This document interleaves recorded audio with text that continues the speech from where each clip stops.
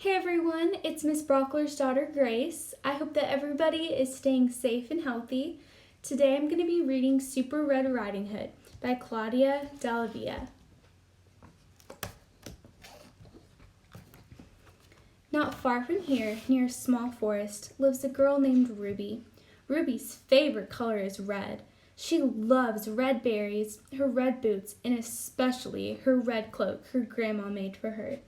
When Ruby puts on her red cloak, she becomes Super Red Riding Hood. One sunny afternoon, Ruby was very busy playing superhero in her room when she heard her mother call from downstairs. "Ruby!"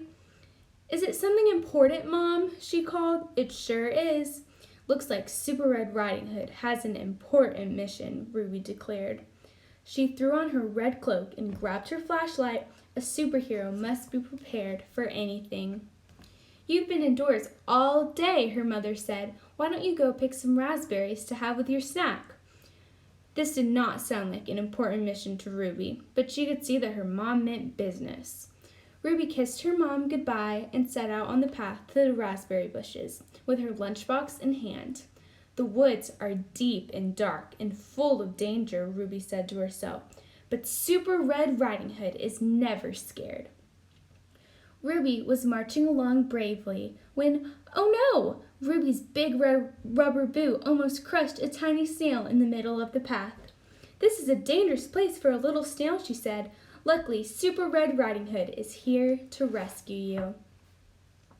She carefully moved the little snail out of harm's way. "A good deed done," she said. Ruby skipped towards the woods. "Who's afraid of the deep dark woods? The deep dark woods, the deep dark woods. Who's afraid of the deep dark woods? Na na na, not me," she sang. When she got to the edge of the forest, she stopped and peered ahead. A chill drifted from the shadowy darkness. "A superhero must be silent, like a cat, and watch out for danger," Ruby whispered, and tiptoed into the woods. The forest was full of strange noises. It was a very good thing she had remembered to bring her flashlight. "Owl, twig, woodpecker," she said aloud, shining her bright light towards the different sounds. "Who's afraid of the deep dark woods? The deep dark woods, the deep dark woods. Who's afraid of the deep dark woods? Na na na, not me," she sang as she walked. Before long, she came to a sunny clearing, packed with raspberry bushes. She ran to fill her lunchbox with juicy red raspberries. "Mission accomplished," she said triumphantly. She was just snapping her lunchbox closed when she heard a sound. A big, rumbly, growly, terrifying sound. Ruby's tummy twisted in a knot. Her teeth began to chatter.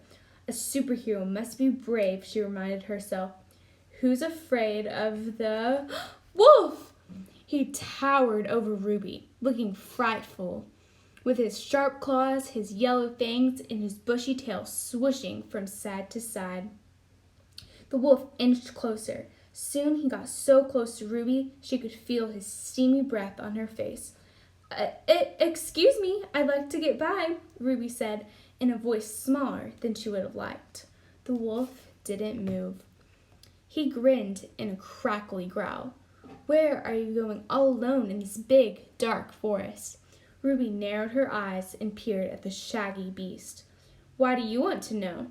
"Oh, just curious, I suppose. Maybe you can tell me this. What's in the box?" Before she could answer, the wolf lunged, quick as a rabbit. Super Red Riding Hood hopped out of the way and used her super skills to leap and dart past the tricky wolf. She scrambled up on an oak tree, perched on the branch just out of the wolf's reach. While she sat, she caught her breath.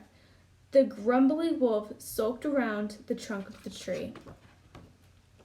Ruby had enough. "Wolf," she called down, "let me pass." But the wolf stayed put. "Wolf, I'm going to count to 5. You better leave me alone." The wolf still didn't move. 1, Ruby said firmly. 2, 3, 4. He could see that Ruby meant business. Okay, I'll leave you alone." Ruby started climbing back down the tree, but then, growl! "Wolf!" It's just my tummy, the wolf moaned. I'm just really hungry. Well, why didn't you just say so? Ruby jumped out of the tree, her red cloak floating behind her like a parachute. If you wanted some of my snack, you could have just asked. The wolf looked at Ruby with a big, drooly smile. Okay, can I have some? He asked, holding out a paw. Ruby pulled her lunchbox out of the wolf's reach.